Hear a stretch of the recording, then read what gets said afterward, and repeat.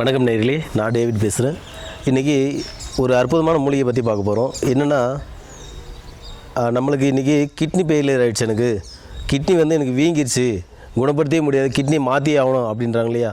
அதுக்காகவும் அதே மாதிரி வாரத்தில் நான் 2 டைம் டயாலிசிஸ் பண்ணுறேன், மாதத்தில் 5 டைம் 6 டைம் டயாலிசிஸ் பண்ணுறேன் அப்படின்றீங்களா? இல்லை எனக்கு கிட்னி சுருங்கிடுச்சின்னு சொல்கிறீங்க இல்லையா?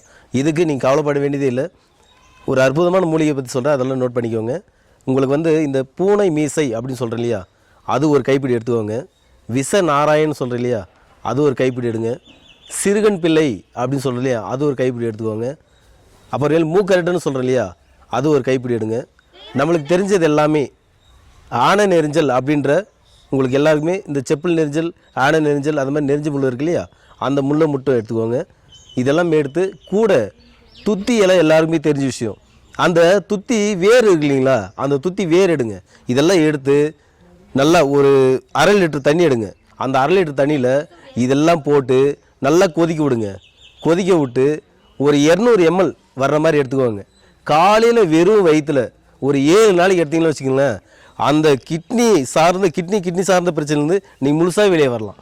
ஏன்னா இது ஒவ்வொரு மூலிகையும் அவ்வளோ அற்புதமானது.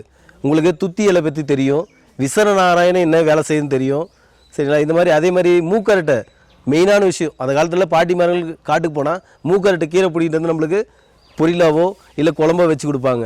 எந்த நோயும் வந்தது கிடையாது. இன்றைக்கி ஏகப்பட்ட நோய்களில் மாட்டிக்கிறோன்னா இந்த மாதிரி மூலிகை மறந்து போயிட்டோம். அதனால தான் இதெல்லாம் சமூலமாக எடுத்து இந்த மாதிரி கஷாயங்கள் வச்சு சாப்பிடுன்னு சொல்கிறேன். சாப்பிட்டீங்கன்னாக்க இந்த கிட்னி சார்ந்த பிரச்சனை நீங்கள் முழுசாக நீங்களே பார்ப்பீங்க. நன்றி.